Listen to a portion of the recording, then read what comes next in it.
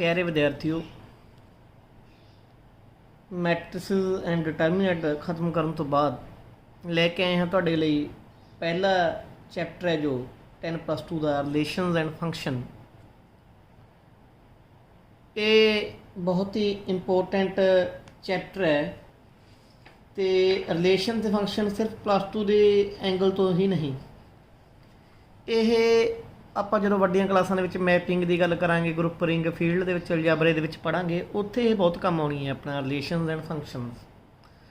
ਸੋ +2 ਦੇ ਐਂਗਲ ਤੋਂ ਇਸ ਦੀ ਇੰਪੋਰਟੈਂਸ ਇਹ ਹੈ ਕਿ ਜੋ 8 ਨੰਬਰ ਦਾ ਪੇਪਰ ਆਉਂਦਾ ਹੈ ਤੇ ਮੈਥ ਹਮੇਸ਼ਾ ਲਿੰਕਡ ਹੁੰਦਾ ਹੈ। ਜੇ ਤੁਸੀਂ +1 ਦਾ ਮੈਥ ਅੱਛੇ ਤਰੀਕੇ ਨਹੀਂ ਕੀਤਾ ਤੁਹਾਨੂੰ +2 ਦੇ ਵਿੱਚ ਦਿੱਕਤ ਆਊ, ਜੇ ਤੁਸੀਂ +2 ਦਾ ਅੱਛੇ ਤਰੀਕੇ ਨਹੀਂ ਕੀਤਾ ਤੁਹਾਨੂੰ ਗ੍ਰੈਜੂਏਸ਼ਨ ਦੇ ਵਿੱਚ ਦਿੱਕਤ ਆਊ।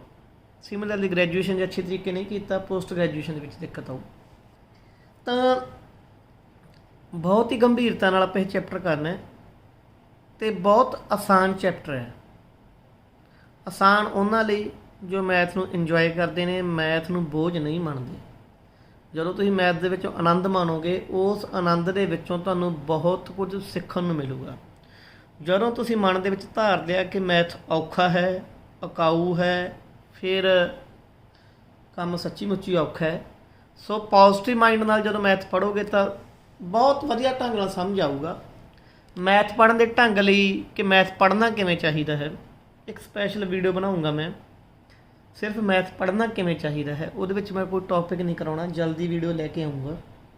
ਪਰ ਹੁਣ ਆਪਾਂ ਗੱਲ ਕਰਨੀ ਹੈ ਰਿਲੇਸ਼ਨਸ ਦੀ, ਕਿਉਂਕਿ ਰਿਲੇਸ਼ਨ ਐਂਡ ਫੰਕਸ਼ਨ ਚੈਪਟਰ ਦੇ ਵਿੱਚ ਹੀ ਪਿਆ ਰਿਲੇਸ਼ਨ ਦੀ।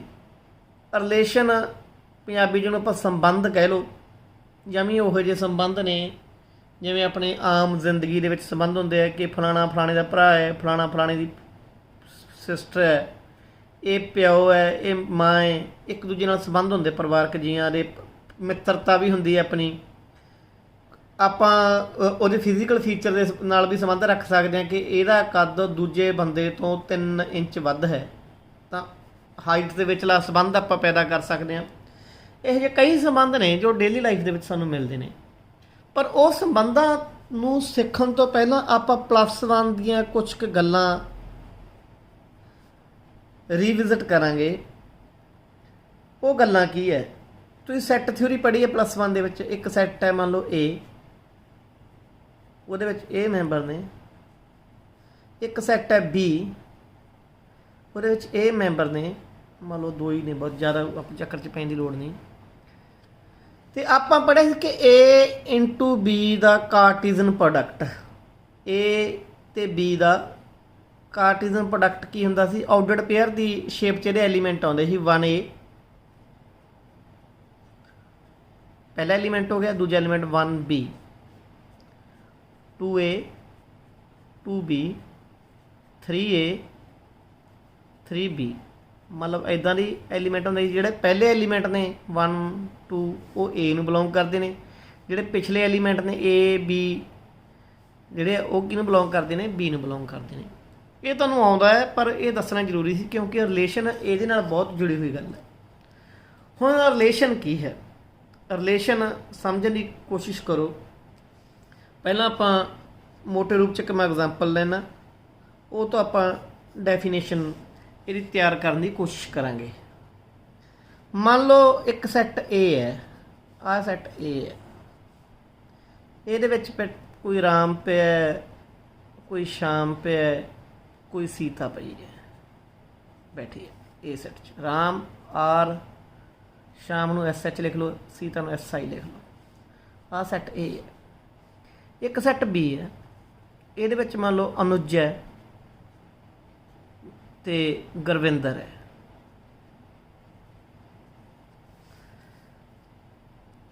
ਆਹ ਸੈੱਟ B ਹੈ, ਅਨੁਜ ਐਂਡ ਗੁਰਵਿੰਦਰ। ਹੁਣ ਮੈਂ ਕਹਿੰਦਾ ਕਿ A ਦੇ ਮੈਂਬਰਾਂ ਦਾ ਸੰਬੰਧ B ਦੇ ਮੈਂਬਰਾਂ ਨਾਲ ਹੈ। A ਦੇ ਮੈਂਬਰਾਂ ਦਾ ਸੰਬੰਧ ਕਿਹਦੇ ਨਾਲ ਹੈ? B ਦੇ ਮੈਂਬਰਾਂ ਨਾਲ ਹੈ। ਸੰਬੰਧ ਕਿਹੋ ਜਿਹਾ? ਸੰਬੰਧ ਇਹ ਹੈ ਕਿ ਇਜ਼ ਬ੍ਰਦਰ ਆਫ। ਜਿਹੜੇ A ਦੇ ਮੈਂਬਰ ਨੇ ਉਹ B ਦੇ ਮੈਂਬਰਾਂ ਦੇ ਭਰਾ ਨੇ, ਠੀਕ ਹੈ। ਹੁਣ ਆਪਾਂ ਕੋਸ਼ਿਸ਼ ਕਰਦੇ ਹਾਂ ਇਹ ਸੰਬੰਧ ਬਿਲਡ ਕਰਨ ਦੀ। ਰਾਮ ਇੱਕ ਲੜਕਾ ਹੈ, ਉਹ ਏ ਦਾ ਵੀ ਭਰਾ ਹੋ ਸਕਦਾ ਹੈ, ਜੀ ਦਾ ਵੀ ਭਰਾ ਹੋ ਸਕਦਾ ਹੈ। ਆਪਾਂ ਆਰ ਜਿਹਨੂੰ ਆਪਾਂ ਰਿਲੇਸ਼ਨ ਕਹਿੰਦੇ ਹਾਂ, ਤਾਂ ਰਾਮ ਦਾ ਅਨੁਜ ਨਾਲ ਵੀ ਆ ਗਿਆ, ਰਾਮ ਦਾ ਗੁਰਵਿੰਦਰ ਨਾਲ ਵੀ ਆ ਗਿਆ ਰਿਲੇਸ਼ਨ ਆ ਸਕਦਾ। ਸ਼ਾਮ ਵੀ ਇੱਕ ਲੜਕਾ ਹੈ, ਤਾਂ ਉਹ ਅਨੁਜ ਦਾ ਹੀ ਭਰਾ ਹੋ ਸਕਦਾ ਹੈ, ਗੁਰਵਿੰਦਰ ਦਾ ਹੀ ਭਰਾ ਹੋ ਸਕਦਾ ਹੈ। ਸ਼ਾਮ ਅਨੁਜ, ਸ਼ਾਮ ਗੁਰਵਿੰਦਰ। ਗੱਲ ਸਾਹਿਬ ਚਾਹੀ। ਚਲੋ, ਸੀਤਾ ਇੱਕ ਲੜਕੀ ਹੈ, ਕੀ ਉਹ ਕਿਸੇ ਦੀ ਭਰਾ ਹੋ ਸਕਦੀ ਹੈ? ਨਹੀਂ। ਤਾਂ ਸੀਤਾ ਦਾ ਰਿਲੇਸ਼ਨ ਇੱਧਰ ਦੋਵੇਂ ਐਲੀਮੈਂਟ ਦੇ ਵਿੱਚ ਨਹੀਂ ਆਊਗਾ। ਤਾਂ ਸਿਰਫ ਆਹ 4 ਐਲੀਮੈਂਟ ਕਿਹਦੇ ਵਿੱਚ ਹੋਣਗੇ? ਆਰ ਦੇ ਵਿੱਚ ਹੋਣਗੇ। ਜੇ ਆਪਾਂ ਇਹਦਾ ਕਾਰਟੀਜ਼ਨ ਪ੍ਰੋਡਕਟ ਕਰਦੇ ਫਿਰ ਸੀਤਾ ਦਾ ਵੀ ਏ ਨਾਲ ਵੀ ਹੋਣਾ ਸੀ ਕਾਰਟੀਜ਼ਨ ਪ੍ਰੋਡਕਟ, ਸੀਤਾ ਦਾ ਜੀ ਨਾਲ ਵੀ ਹੋਣਾ ਸੀ। ਪਰ ਇੱਥੇ ਕੀ ਹੋਇਆ ਕਿ ਸੀਤਾ ਦਾ ਕਾਰਟੀਜ਼ਨ ਪ੍ਰੋਡਕਟ ਨਹੀਂ ਹੋਇਆ। ਕਿਉਂ ਨਹੀਂ ਹੋਇਆ? ਕਿਉਂਕਿ ਸੀਤਾ ਇਹਦੀ ਬ੍ਰਦਰ ਹੋ ਹੀ ਨਹੀਂ ਸਕਦੀ। ਹੁਣ ਇੱਥੋਂ ਤੁਹਾਨੂੰ ਕੀ ਗੱਲ ਸਮਝ ਆਉਂਦੀ ਹੈ? ਇੱਥੋਂ ਮੈਂ ਇੱਕ ਡੈਫੀਨੇਸ਼ਨ ਕ੍ਰੀਏਟ ਕਰਨ ਦੀ ਕੋਸ਼ਿਸ਼ ਕਰਦਾ ਰਿਲੇਸ਼ਨ ਦੀ। ਰਿਲੇਸ਼ਨ ਦੀ ਡੈਫੀਨੇਸ਼ਨ ਕੀ ਕਹਿੰਦੀ ਹੈ ਬੇਟਾ? ਇਹ ਰਿਲੇਸ਼ਨ ਆਰ, ਰਿਲੇਸ਼ਨ ਆਪਾਂ ਹਮੇਸ਼ਾ ਕਾਹਦੇ ਨਾਲ ਲਿਖਾਂਗੇ? ਆਰ ਨਾਲ ਲਿਖਾਂਗੇ। From set A to B, ਕਿਸੇ ਵੀ ਸੈਟ, ਜ਼ਰੂਰੀ ਨਹੀਂ ਏ ਤੋਂ ਵੀ ਐਨ ਤੋਂ ਐਨ ਜਾ ਸਕਦੇ ਹਨ। ਐਨ ਕੀ ਨੈਚੁਰਲ ਨੰਬਰ, ਰੀਅਲ ਤੋਂ ਰੀਅਲ ਜਾ ਸਕਦੇ ਹੈ, ਰੀਅਲ ਤੋਂ ਨੈਚੁਰਲ ਜਾ ਸਕਦੇ, ਨੈਚੁਰਲ ਤੋਂ ਰੀਅਲ ਜਾ ਸਕਦੇ ਆ। ਅਲੱਗ-ਅਲੱਗ ਤਰ੍ਹਾਂ ਦੇ ਰਿਲੇਸ਼ਨ ਹੋ ਸਕਦੇ ਆ। ਆਪਾਂ ਕਹਿੰਦੇ ਵੀ ਇੱਕ ਸੈਟ ਏ ਹੈ, ਇੱਕ ਸੈਟ ਬੀ ਆ, ਉਦੋਂ ਰਿਲੇਸ਼ਨ ਜਾ ਰਿਹਾ ਏ ਤੋਂ ਬੀ ਤੱਕ ਜਾ ਰਿਹਾ, ਜਿਵੇਂ ਇੱਥੇ ਗਿਆ। ਕਿਵੇਂ? Is subset of A into B. ਜਿਹੜਾ ਰਿਲੇਸ਼ਨ ਹੋਊਗਾ it will be always subset of A cross Cartesian product B. ਇਹੀ ਤਾਂ ਆਪਾਂ ਦੇਖਿਆ ਵੀ ਜਾਂ ਤਾਂ ਹੋ ਸਕਦਾ ਸਾਰੇ ਐਲੀਮੈਂਟ ਹੋ ਸਕਦੇ। ਜੇ ਇਹ ਵੀ ਲੜਕਾ ਹੁੰਦਾ ਤਾਂ ਇਹਦਾ ਵੀ ਰਿਲੇਸ਼ਨ ਆ ਜਾਂਦੇ, ਸਾਰੇ ਦੇ ਸਾਰੇ ਵੀ ਆ ਸਕਦੇ, ਜਾਂ ਉਦੋਂ ਘੱਟ ਆਉਣਗੇ। ਤਾਂ ਕਾਰਟੀਜ਼ਨ ਪ੍ਰੋਡਕਟ ਵਾਲੇ ਸਾਰੇ ਐਲੀਮੈਂਟ ਵੀ ਆ ਸਕਦੇ, ਉਦੋਂ ਘੱਟ ਵੀ ਆ ਸਕਦੇ। ਤਾਂ ਰਿਲੇਸ਼ਨ ਹਮੇਸ਼ਾ ਕਾਰਟੀਜ਼ਨ ਪ੍ਰੋਡਕਟ ਦਾ ਕੀ ਹੁੰਦਾ ਹੈ? ਸਬਸੈਟ ਹੁੰਦਾ ਹੈ। ਕਈ ਕੇਸਾਂ 'ਚ ਇਕੁਅਲ ਹੁੰਦਾ, ਕਈ ਕੇਸਾਂ 'ਚ ਇਸ ਤੋਂ ਛੋਟਾ ਹੁੰਦਾ। ਕੀ ਤੋਂ? ਕਾਰਟੀਜ਼ਨ ਪ੍ਰੋਡਕਟ ਤੋਂ। ਤਾਂ ਇੰਨੀ ਕੁ ਡੈਫੀਨੇਸ਼ਨ ਹੈ ਰਿਲੇਸ਼ਨ ਦੀ। ਹੁਣ ਇਹਦੇ ਵਿੱਚ 2 ਚੀਜ਼ਾਂ ਹੁੰਦੀਆਂ ਨੇ, ਤਿੰਨ ਚੀਜ਼ਾਂ ਹੁੰਦੀਆਂ, ਡੋਮੇਨ, ਕੋਡੋਮੇਨ ਐਂਡ ਰੇਂਜ।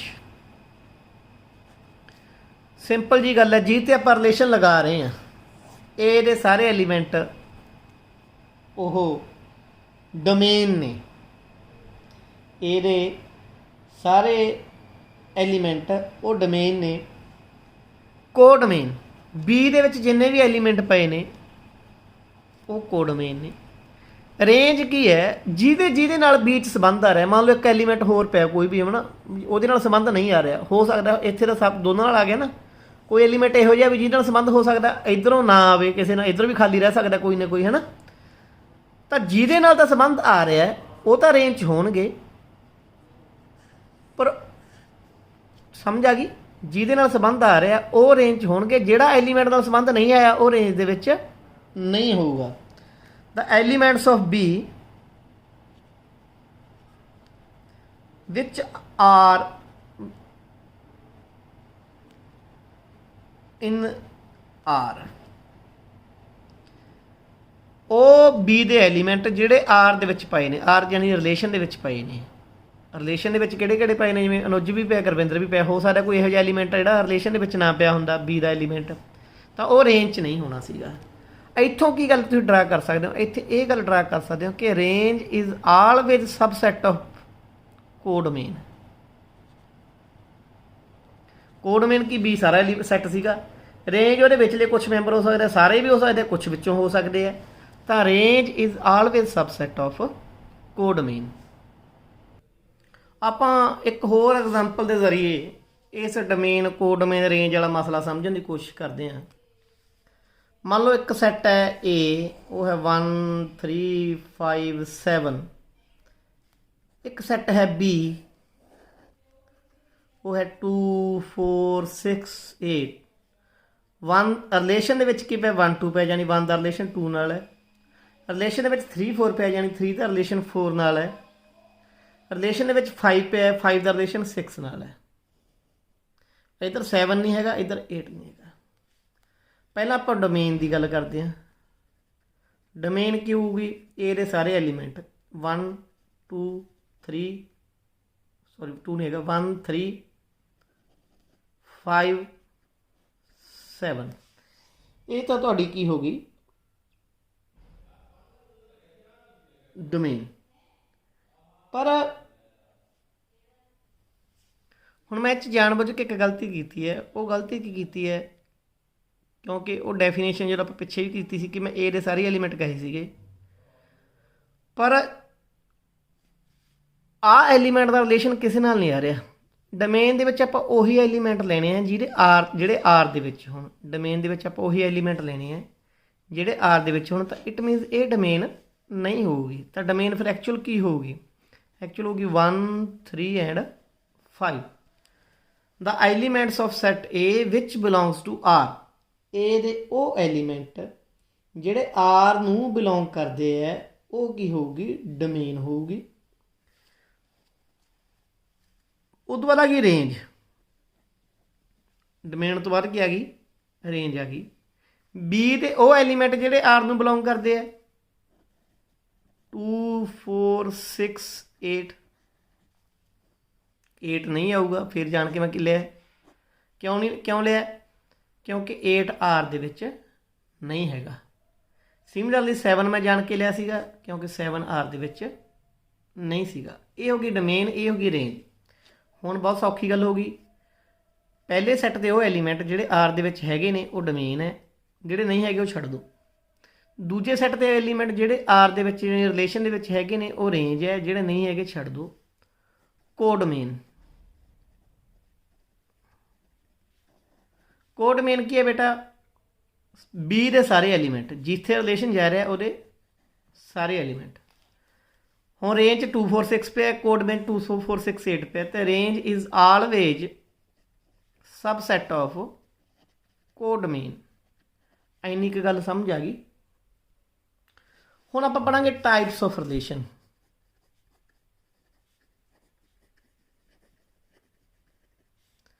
पहली टाइप है एम्प्टी, नल और वॉइड रिलेशन।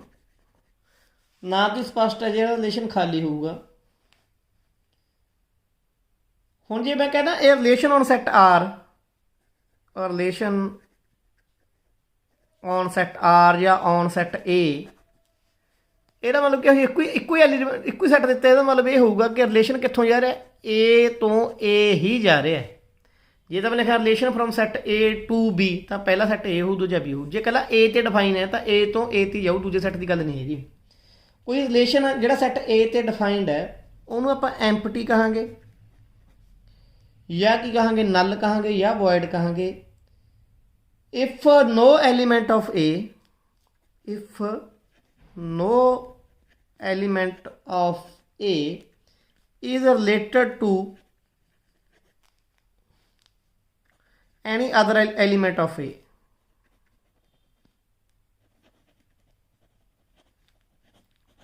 कहना A ਦੇ ਕਿਸੇ ਮੈਂਬਰ ਦਾ ਸੰਬੰਧ ਆਪਣੇ ਹੋਰ ਕਿਸੇ ਮੈਂਬਰ ਨਾਲ ਨਾ ਆਵੇ ਤਾਂ ਸੈੱਟ ਖਾਲੀ ਹੈ। ਜਿਵੇਂ ਆਰ ਦੇ ਵਿੱਚ ਕੋਈ ਮੈਂਬਰ ਹੀ ਨਹੀਂ ਹੋਣਾ।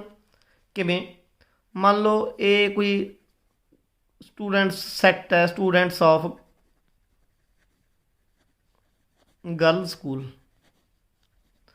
गर्ल स्कूल ਦੇ ਸਟੂਡੈਂਟਸ ਦਾ ਸੈੱਟ ਹੈ ਏ। ਰਿਲੇਸ਼ਨ ਆਪਾਂ ਡਿਫਾਈਨ ਕਰਤਾ। ਰਿਲੇਸ਼ਨ ਕਿਵੇਂ ਡਿਫਾਈਨ ਕੀਤਾ? ਰਿਲੇਸ਼ਨ ਨੂੰ ਵੀ ਨਾ ਆਪਾਂ ਦੋ ਤਰੀਕੇ ਲਿਖ ਸਕਦੇ ਹਾਂ। ਇੱਕ ਤਾਂ ਸਿੰਪਲ ਜਿਵੇਂ ਐਂ ਲਿਖਤਾ ਵੀ ਕਿਹੜੇ ਕਿਹੜੇ ਮੈਂਬਰ ਨੇ, ਜਿਵੇਂ ਆਪਾਂ ਇੱਥੇ ਲਿਖਿਆ ਸੀਗਾ। ਠੀਕ ਹੈ, ਆਪਾਂ ਸੈੱਟ ਥਿਊਰੀ 'ਚ ਪੜ੍ਹੇ ਨਾ, ਕਲੋਸਟਰ ਫਾਰਮ, ਇੱਕ ਟੋਬੂਲਰ ਫਾਰਮ, ਇੱਕ ਸੈੱਟ ਬਿਲਡਰ ਫਾਰਮ। ਤਾਂ ਰਿਲੇਸ਼ਨ ਨੂੰ ਸੈੱਟ ਬਿਲਡਰ ਫਾਰਮ ਦੇ ਵਿੱਚ ਵੀ ਲਿਖਿਆ ਜਾ ਸਕਦਾ। ਕਿਵੇਂ? ਐਕਸ ਦਾ ਸੰਬੰਧ ਵਾਈ ਨਾਲ। ਜੇ ਐਕਸ ਵਾਈ ਲਿਖਤਾ ਨਾ, ਐਕਸ ਦਾ ਸੰਬੰਧ ਕਿਹਦੇ ਨਾਲ? ਵਾਈ ਨਾਲ ਹੈ। ਠੀਕ ਹੈ। Such that X is brother of Y where X ਤੇ ਵਾਈ ਦੋਨੇ ਕਿਹਦੇ ਵਿੱਚ ਪਏ ਨੇ? ਏ 'ਚ ਪਏ ਨੇ। ਹੁਣ ਮਤਲਬ ਕੀ ਹੈ? ਐਕਸ ਤੇ ਵਾਈ ਏ 'ਚ ਨੇ, ਮਤਲਬ ਦੋਨੇ ਸਟੂਡੈਂਟਸ ਨੇ, ਦੋਨੇ ਕੁੜੀਆਂ ਨੇ। ਆਹ ਪਹਿਲੀ ਲੜਕੀ ਆ, ਦੂਜੀ ਲੜਕੀ ਹੈ। ਪਹਿਲੀ ਲੜਕੀ ਕਹਿੰਦੇ ਦੂਜੇ ਦੇ ਬ੍ਰਦਰ ਹੈ। ਕੋਈ ਇਹੋ ਜਿਹੀ ਲੜਕੀ ਹੋ ਸਕਦੀ ਦੂਜੀ ਦੇ ਬ੍ਰਦਰ ਹੋਵੇ? ਨਹੀਂ ਹੋ ਸਕਦੀ। ਸੋ ਆਹ ਰਿਲੇਸ਼ਨ ਕੀ ਹੋ ਗਿਆ? ਐਮਪਟੀ ਹੋ ਗਿਆ, ਇਹਨੂੰ ਫਾਈ ਨਾਲ ਡਿਨੋਟ ਕਰ ਦਿੰਦੇ ਆਪਾਂ। ਆ ਫਾਈ ਨਹੀਂ ਹੁੰਦੀ, ਇਹਨੂੰ ਫਾਈ ਨਾਲ ਡਿਨੋਟ ਕਰ ਦਿੰਦੇ ਆ। ਜਿਹੜਾ ਰਿਲੇਸ਼ਨ ਦੇ ਵਿੱਚ ਕੋਈ ਵੀ ਮੈਂਬਰ ਨਾ ਹੋਵੇ ਉਹਨੂੰ ਐਮਪਟੀ ਜਾਂ ਫਾਈ ਕਹਿ ਦਿੰਦੇ ਆ, ਠੀਕ ਹੈ। ਤਾਂ ਇਹ ਰਿਲੇਸ਼ਨ ਕੀ ਹੈ, ਫਾਈ ਹੈ। ਗੱਲ ਸਾਹਿਬ 'ਚ ਆ ਗਈ। ਜਦੋਂ ਕਿਉਂਕਿ ਆਪਾਂ ਇੱਕ ਸੈੱਟ ਡਿਫਾਈਨ ਕੀਤਾ A, ਉਹ 'ਤੇ ਰਿਲੇਸ਼ਨ ਡਿਫਾਈਨ ਕੀਤਾ, ਉਸ ਰਿਲੇਸ਼ਨ ਮੁਤਾਬਕ ਕੋਈ ਵੀ ਐਲੀਮੈਂਟ 'ਤੇ ਉਹ ਰਿਲੇਸ਼ਨ ਨਹੀਂ ਲੱਗ ਰਿਹਾ, ਤਾਂ ਇਹੋ ਜਿਹੇ ਰਿਲੇਸ਼ਨ ਨੂੰ ਆਪਾਂ ਕਹਿੰਦੇ ਹਾਂ ਐਮਪਟੀ ਰਿਲੇਸ਼ਨ ਜਾਂ ਨਲ ਰਿਲੇਸ਼ਨ। ਇੱਕ ਨਾ ਟਰਮ ਜਿਹੜੀ ਆਪਣੇ ਪਿੱਛੇ ਰਹਿ ਗਈ, ਆਹ ਟਰਮ ਹੁੰਦੀ ਹੈ ਇੱਦਾਂ, ਇਹਦਾ ਮਤਲਬ ਹੁੰਦਾ ਬਿਲੋਂਗਸ ਟੂ। ਹੁਣ ਮੈਂ ਇੱਕ ਐਗਜ਼ਾਮਪਲ ਨਾਲ, ਕਿਉਂਕਿ ਮੈਂ ਵੈਸੇ ਟਾਈਪਸ ਕਰ ਰਹੀ ਪਰ ਛੇਤੀ ਨਾਲ ਇੱਕ ਐਗਜ਼ਾਮਪਲ ਲੈਣਾ। ਨੈਚੁਰਲ ਨੰਬਰ ਤੋਂ ਨੈਚੁਰਲ ਨੰਬਰ ਇੱਕ ਰਿਲੇਸ਼ਨ ਜਾ ਰਿਹਾ, ਇਜ਼ ਸਕੇਅਰ ਆਫ। ਹੁਣ ਮੰਨ ਲਓ 1 2 3 ਆਹੀ 4 ਆਹੀ ਨੈਚੁਰਲ ਨੰਬਰ ਹੋਣਗੇ, 1 2 3 4 5 6 ਇੱਦਾਂ ਦੇ ਹੋਣਗੇ। 1 ਦਾ ਸਕੇਅਰ 1, 2 ਦਾ ਸਕੇਅਰ 4, ਸਿਮਿਲਰ 3 ਦਾ ਸਕੇਅਰ ਕੀ ਆ ਜੂ 9, ਠੀਕ ਹੈ। ਹੁਣ ਇਹਦਾ ਮਤਲਬ ਕੀ ਹੈ, 1 1 ਰਿਲੇਸ਼ਨ ਦੇ ਵਿੱਚ ਪਿਆ, 2 4 ਰਿਲੇਸ਼ਨ ਦੇ ਵਿੱਚ ਪਿਆ, 3 9 ਰਿਲੇਸ਼ਨ ਦੇ ਵਿੱਚ ਪਿਆ, ਅੱਗੇ ਵੀ ਪਏ ਹੋਣਗੇ। ਜਿਹੜਾ 1 1 ਹੈ ਇਹ ਇਟ ਬਿਲੋਂਗਸ ਟੂ ਆਰ, ਇਹ ਆਰ ਦੇ ਵਿੱਚ ਹੈ। 2 4 belongs to R, 3 9 belongs to R. But ਜੇ ਮੈਂ ਕਹਾਂ ਕਿ 2 3 ਇਹ ਆਰ 'ਚ ਹੈਗਾ, ਨਹੀਂ ਹੈਗਾ, ਇੱਥੇ ਲਿਖਾਂਗੇ does not belong to R. 2 3 does not belong to R. Belongs to ਅਤੇ ਡਜ਼ ਨਾਟ ਬਿਲੋਂਗ ਟੂ ਦਾ ਵਿਚਲਾ ਤੁਹਾਡਾ ਅੰਤਰ ਤੁਹਾਨੂੰ ਕਲੀਅਰ ਹੋ ਗਿਆ ਹੋਊਗਾ।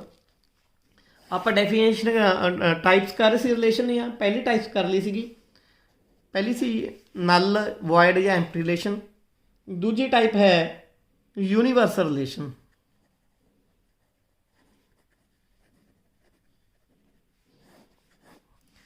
ਹੁਣ ਯੂਨੀਵਰਸਲ ਰਿਲੇਸ਼ਨ ਕੀ ਹੈ ਬੇਟਾ, ਮੈਂ ਕਿਹਾ ਸੀਗਾ ਕਿ R is always subset of A into B।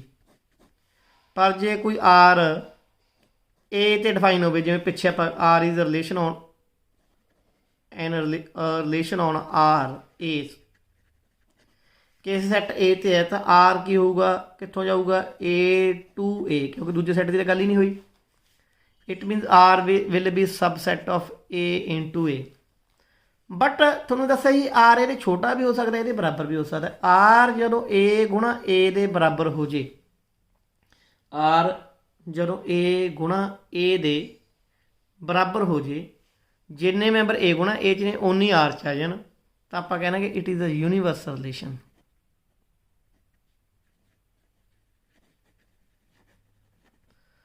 Example ਮੈਂ ਕਹਿ ਦਿੰਦਾ ਕਿ 10+2 ਕਲਾਸ ਦੇ ਸਟੂਡੈਂਟਸ ਦਾ ਗਰੁੱਪ ਹੈ ਇੱਕ, ਠੀਕ ਹੈ। ਉਹਦੇ 2 ਸਟੂਡੈਂਟ, ਇੱਕ X ਹੈ ਇੱਕ Y ਹੈ, ਉਹਨਾਂ ਵਿੱਚ ਰਿਲੇਸ਼ਨ ਹੈ। ਰਿਲੇਸ਼ਨ ਕੀ ਹੈ, ਦਾ difference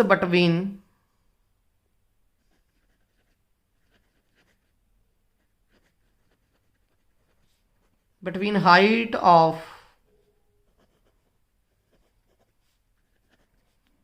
X and Y is less than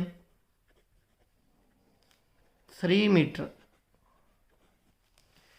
ਹੁਣ X ਤੇ Y 'ਚ ਰਿਲੇਸ਼ਨ ਤਾਂ ਹੋਊ ਜੇ X ਤੇ Y ਦਾ ਜਿਹੜਾ ਹਾਈਟ ਦਾ ਡਿਫਰੈਂਸ ਹੈ, ਉਹਦੇ ਕੱਦਾਂ ਦਾ ਫਰਕ ਹੈ ਜਿਹੜਾ, ਉਹ 3 ਮੀਟਰ ਤੋਂ ਘੱਟ ਹੋਵੇ। ਹੁਣ 3 ਮੀਟਰ ਦਾ ਫਰਕ ਕਿਸੇ ਦਾ ਵੀ ਨਹੀਂ ਹੁੰਦਾ, ਇਹ ਤੋਂ ਘੱਟ ਹੀ ਹੁੰਦਾ, ਸਭ ਦਾ ਫਰਕ। 3 ਮੀਟਰ ਕਿੰਨਾ, 9 ਫੁੱਟ। 9 ਫੁੱਟ ਕਿਹਦੀ ਹਾਈਟ 'ਚ ਫਰਕ ਹੋਊਗਾ, ਤਾਂ ਹਰੇਕ ਮੈਂਬਰ ਦਾ ਆਪਣੇ ਆਪਣੇ ਸੰਬੰਧ ਆਊਗਾ। ਜਿੰਨੇ ਮੈਂਬਰ ਇੱਧਰ ਹੈ ਉਹਦਾ ਸਾਰੇ ਇਕੱਲੇ ਇਕੱਲੇ ਨਾਲ ਸੰਬੰਧ ਆਊਗਾ। ਤਾਂ ਜਿੰਨੇ ਕਾਰਟੀਜ਼ਨ ਪ੍ਰੋਡਕਟ 'ਚ ਹੋਣਗੇ ਉਨੀ ਕਾਹ 'ਚ ਆ ਜਾਣਗੇ, ਰਿਲੇਸ਼ਨ 'ਚ ਆ ਜਾਣਗੇ। ਇਹੋ ਜਿਹੇ ਰਿਲੇਸ਼ਨ ਨੂੰ ਅਸੀਂ ਕਹਿੰਦੇ ਹਾਂ ਯੂਨੀਵਰਸਲ ਰਿਲੇਸ਼ਨ। ਹੁਣ ਆਇਡੈਂਟੀਟੀ ਰਿਲੇਸ਼ਨ ਤੀਜੀ ਟਾਈਪ ਆ ਗਈ। ਇਹਨੂੰ ਵੈਸੇ ਤਾਂ ਰਿਲੇਸ਼ਨ ਆਰ ਨਾਲ ਲਿਖਦੇ ਹਾਂ, ਆਇਡੈਂਟੀਟੀ ਨੂੰ ਆਪਾਂ ਸਪੈਸ਼ਲ ਨਾਮ ਦੇ ਦਿੰਦੇ ਹਾਂ IA। ਇਹਦਾ ਮਤਲਬ A 'ਤੇ ਡਿਫਾਈਨ ਹੈ ਵੀ ਕੋਈ ਰਿਲੇਸ਼ਨ I ਲਾ ਲਓ ਜਾਂ R ਲਾ ਲਓ, ਉਹ A to A ਜਾ ਰਿਹਾ। ਰਿਲੇਸ਼ਨ ਕਿਹੋ ਜਿਹਾ ਵੀ X 'ਤੇ ਆਪਾਂ ਰਿਲੇਸ਼ਨ ਲਾਇਆ, ਫਿਰ ਕੀ ਆ ਜੇ X ਹੀ ਆ ਜੇ, ਯਾਨੀ ਹਰੇਕ ਐਲੀਮੈਂਟ ਦਾ ਸਿਰਫ ਆਪਣੇ ਆਪ ਨਾਲ ਸੰਬੰਧ, ਹਰੇਕ ਐਲੀਮੈਂਟ ਦਾ ਸਿਰਫ ਆਪਣੇ ਆਪ ਨਾਲ ਸੰਬੰਧ ਹੋਵੇ, ਤਾਂ ਆਪਾਂ ਕਹਿੰਦੇ ਹਾਂ ਕਿ ਉਹ ਆਇਡੈਂਟੀਟੀ ਰਿਲੇਸ਼ਨ ਹੈ। ਮੰਨ ਲਓ ਇੱਕ ਸੈੱਟ A ਹੈ, 1 2 3 4, IA ਕੀ ਹੋਊਗਾ, ਇੱਕ ਦਾ ਸੰਬੰਧ ਇੱਕ ਨਾਲ ਹੋਊਗਾ, ਇੱਕ ਦਾ ਹੋਰ ਕਿਸੇ ਨਾਲ ਨਹੀਂ ਹੋਊਗਾ, 2 ਦਾ 2 ਨਾਲ ਹੋਊਗਾ, 3 ਦਾ 3 ਨਾਲ ਹੋਊਗਾ, 3 ਦਾ 4। ਹਰੇਕ ਐਲੀਮੈਂਟ ਦਾ ਸੰਬੰਧ ਆਪਣੇ ਆਪ ਨਾਲ। ਇਹੋ ਜਿਹੇ ਰਿਲੇਸ਼ਨ ਨੂੰ ਅਸੀਂ ਆਇਡੈਂਟੀਟੀ ਰਿਲੇਸ਼ਨ ਕਹਿ ਦਿੰਦੇ ਹਾਂ। ਚੌਥਾ ਹੁੰਦਾ ਇਨਵਰਸ ਰਿਲੇਸ਼ਨ। ਇਨਵਰਸਰੀ ਜਦੋਂ ਵੀ ਗੱਲ ਆ ਜਾਏ ਇਹਦਾ ਮਤਲਬ ਉਲਟ। ਜੇ ਰਿਲੇਸ਼ਨ ਆਰ ਏ ਤੋਂ ਬੀ ਜਾ ਰਿਹਾ ਸੀਗਾ, ਜਿਹੜਾ ਆਰ ਇਨਵਰਸ ਹੋਊਗਾ ਉਹ ਬੀ ਤੋਂ ਏ ਜਾਊ, ਉਲਟ ਜਾਣਗੇ। ਮੰਨ ਲਓ ਆਇਡੈਂਟੀਟੀ ਰਿਲੇਸ਼ਨ ਦਾ ਇਨਵਰਸ ਵੀ ਉਹੀ ਹੁੰਦਾ। ਆਪਾਂ ਪਹਿਲਾਂ ਆਇਡੈਂਟੀਟੀ ਰਿਲੇਸ਼ਨ ਦੀ ਬਾਅਦ 'ਚ ਗੱਲ ਕਰਦੇ ਹਾਂ। ਇੱਕ ਸੈੱਟ ਆ ਏ ਬੀ ਸੀ, ਆਹ ਹੈਗਾ 1 2, ਅਤੇ ਰਿਲੇਸ਼ਨ ਹੈਗਾ A1 B2 C1। ਮੰਨ ਲਓ ਆਹ ਇੱਕ ਰਿਲੇਸ਼ਨ ਹੈ, ਮੰਨ ਲਓ ਇਹੋ ਜਿਹਾ ਰਿਲੇਸ਼ਨ ਹੈ।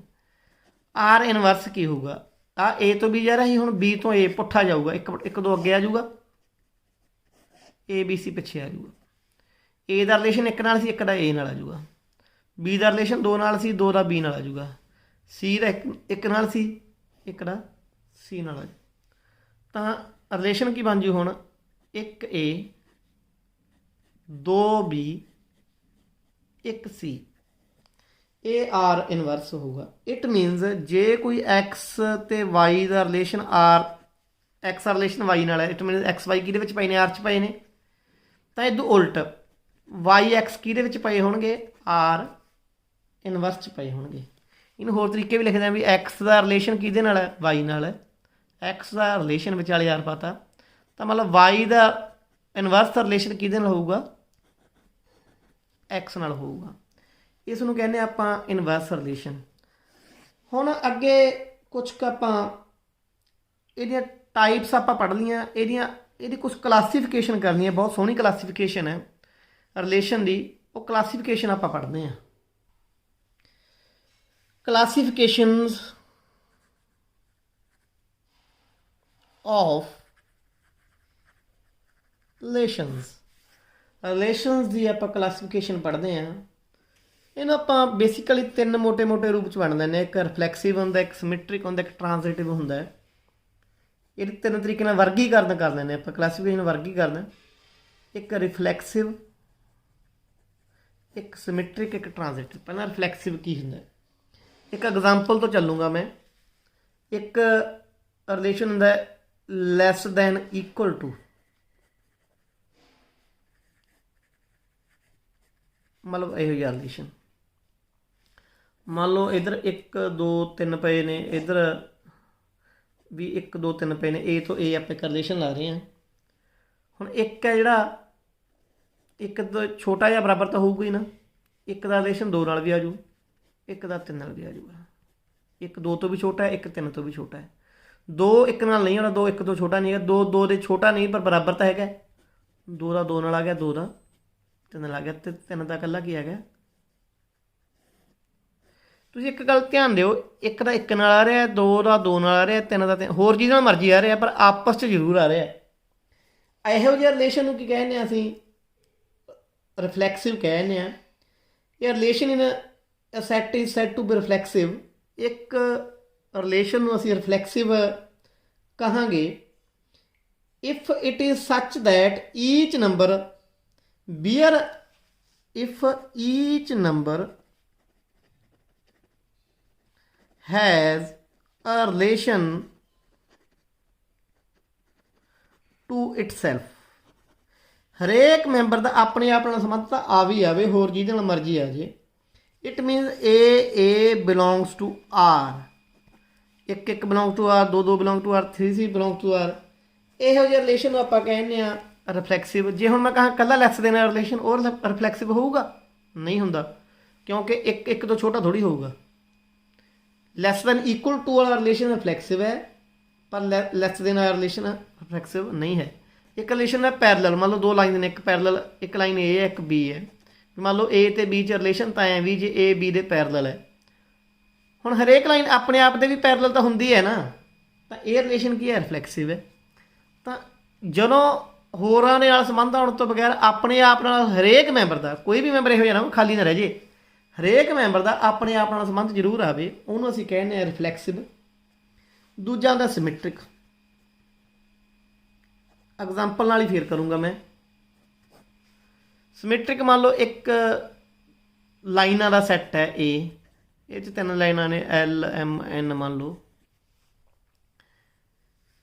ਜੇ ਐਲ ਐਮ ਦੇ ਪਰਪੈਂਡੀਕੂਲਰ ਹੋਊਗੀ, ਆਪਾਂ ਰਿਲੇਸ਼ਨ ਲੈ ਲਿਆ ਪਰਪੈਂਡੀਕੂਲਰ ਦਾ, ਰਿਲੇਸ਼ਨ ਕੀ ਲੈ ਲਿਆ ਪਰਪੈਂਡੀਕੂਲਰ ਦਾ। ਇੱਧਰ ਐਲ ਪਿਆ, ਐਮ ਪਿਆ, ਐਨ ਪਿਆ, ਇੱਧਰ ਵੀ ਪਿਆ ਐਲ ਐਮ ਐਨ।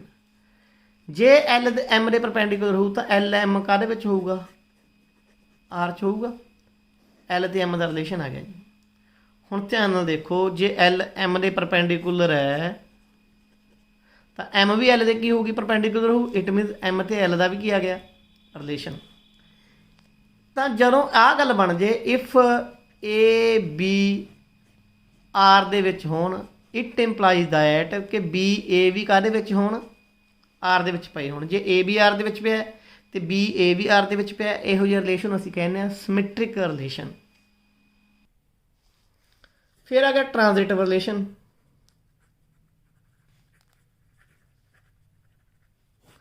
ਟ੍ਰਾਂਜ਼ਿਟਿਵ ਰਿਲੇਸ਼ਨ ਕੀ ਹੁੰਦਾ ਬੇਟਾ, ਮੰਨ ਲਓ ਕਿਸੇ ਰਿਲੇਸ਼ਨ ਦੇ ਵਿੱਚ ਏ ਬੀ ਪਿਆ, ਏ ਦਾ ਰਿਲੇਸ਼ਨ ਬੀ ਨਾਲ ਹੈ, ਗਾਹਾਂ ਜਿਹੜਾ ਬੀ ਹੈ ਉਹਦਾ ਰਿਲੇਸ਼ਨ ਅੱਗੇ ਕਿਸੇ ਹੋਰ ਨਾਲ ਜੁੜ ਗਿਆ। ਮੰਨ ਲਓ ਮੈਂ ਕਿਸੇ ਦੇ ਚਾਚੇ ਦਾ ਮੁੰਡਾ, ਉਹ ਗਾਹਾਂ ਹੋਰ ਕਿਸੇ ਦੇ ਚਾਚੇ ਦਾ ਮੁੰਡਾ ਹੋਵੇ, ਤਾਂ ਏ ਦਾ ਰਿਲੇਸ਼ਨ ਬੀ ਨਾਲ, ਬੀ ਦਾ ਰਿਲੇਸ਼ਨ ਸੀ ਨਾਲ, ਇਹ ਦੋਨੇ ਆਰ ਦੇ ਵਿੱਚ ਪਏ ਨੇ।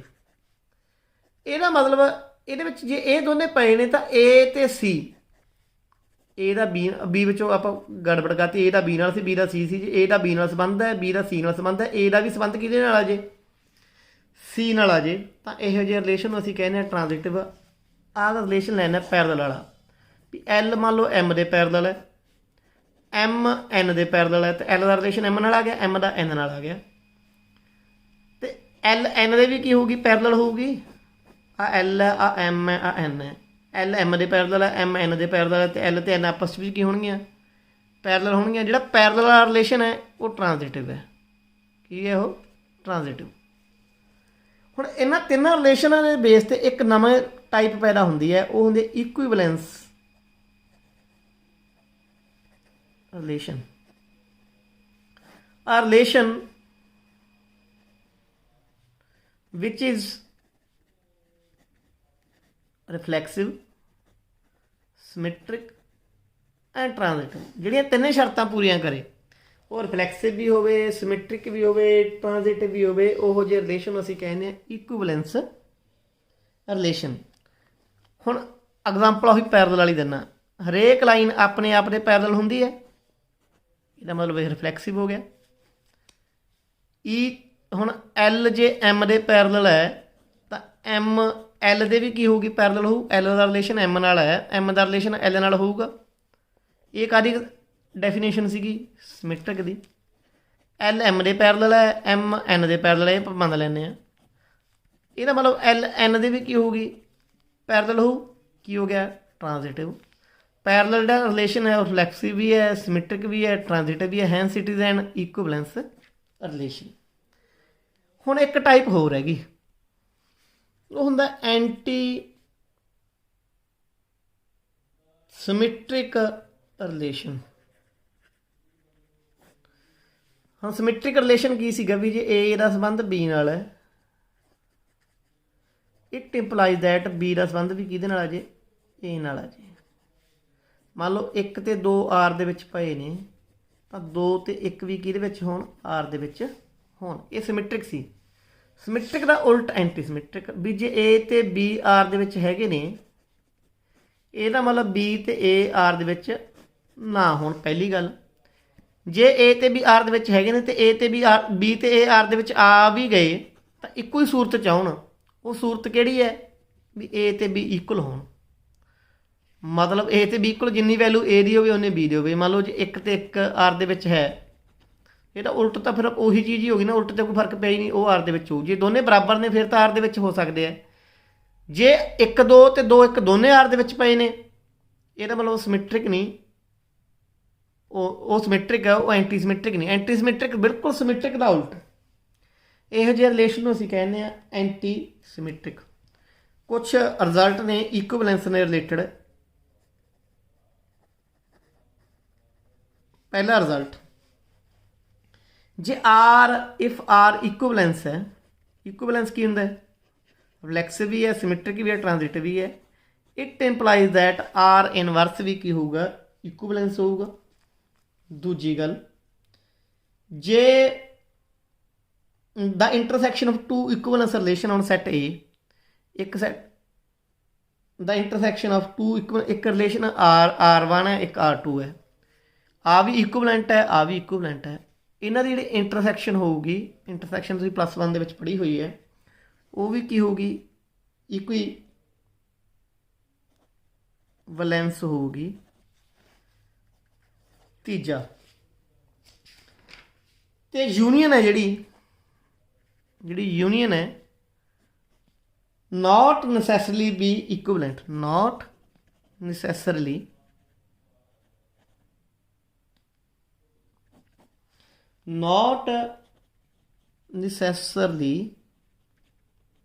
B equivalence. ठीक है, मतलब जी यूनीयन है, यूनीयन कहती आह वो जरूरी नहीं भी इक्विवेलेंस होवे। आप एग्जाम्पल नाल इहनूं गल दसदा मैं, जी आ चीज़ है एग्जाम्पल नाल जी चीज़ प्रूव करनी है वो होर तरीके प्रूव होंदी, जी चीज़ नहीं प्रूव करनी वो उदाहरण नाल प्रूव हो जाती है। आ एक एग्जाम्पल देखो, एक सैट ए है 1 2 3, वो तो आप 2 रिलेशन डिफाइन करते, एक R एक S। आर की करता हूँ, आर कहते निगाह मारो, S एक बार छड़ दो, 1 1 2 2 3 3, हरेक एलीमेंट का संबंध अपने आप नाल आ रहा, 1 का 1 नाल आ रहा, 2 का 2 नाल आ रहा, 3 का 3 नाल आ रहा, रिफ्लैक्सिव हो गया। सिमिट्रिक की है भी जे एक एक एक एक का उल्ट एक एक विच ही पे, 2 2 2 का उल्ट विच ही पे, 3 3 3 3 3 का उल्ट विच ही पे, 1 2 1 2 का उल्ट क्यू 2 1 2 1 का उल्ट क्यू 1 2, ये भी विच ही पे ने। मतलब जे ए बी आर दे विच ने तो बी ए बी काहदे विच है, आर च है, सिमिट्रिक है। एक का 1 नाल है, एक का 2 नाल है। देखो हुण ध्यान नाल देखो, एक का 1 नाल है रिलेशन, अगे इस जिहड़ा दूजा 1 है इहदा रिलेशन किहदे नाल है, 2 नाल है। ए दा बी नाल, बी दा सी नाल, तो 1 ते 2 का रिलेशन आना चाहिए, वो विच ही पे। सिमिलरली 2 का 2 नाल है, 2 का 1 नाल है, तो 2 का 1 नाल आना चाहिए, वो भी है। 3 का 3 नाल है, ये अगे किते जी घट जुड़ती नहीं। 1 का 2 नाल है, 2 का 2 नाल है, 1 का 2 नाल है, 2 का 2 नाल है, आ घट जुड़ गई, तो यदा तो यदा रिलेशन होना चाहिए, ये विच ही पे। तो ये रिलेशन की है, इक्विवेलेंट है। सिमिलरली आ देखो रिफ्लैक्सिव है, 1 3 ते 3 1 का उल्ट पे है। ठीक है, तो ये की हो गया, इक्विवेलेंट हो गया।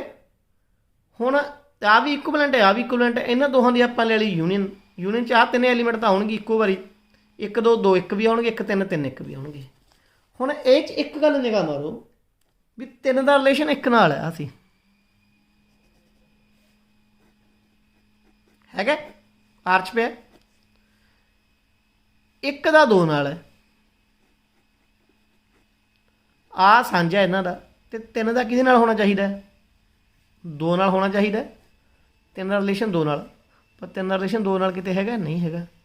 3 × 2 तो आर यूनीयन एस च पिया ही नहीं गा, जे नहीं पिया तो ये ट्रांजिटिव नहीं हैगा। जे रिफ्लैक्सिव सिमिट्रिक ते ट्रांजिटिव जो एक भी शर्त ना हो तो इक्विवेलेंट नहीं होंदा। मतलब ये है कि जो ये 2 रिलेशन इक्विवेलेंट ने, जरूरी नहीं इतने इंटरसैक्शन ले लो, इतने यूनीयन लिखो बेटा, मैं भी दिमाग के प्रोग्राम परा हो जाता।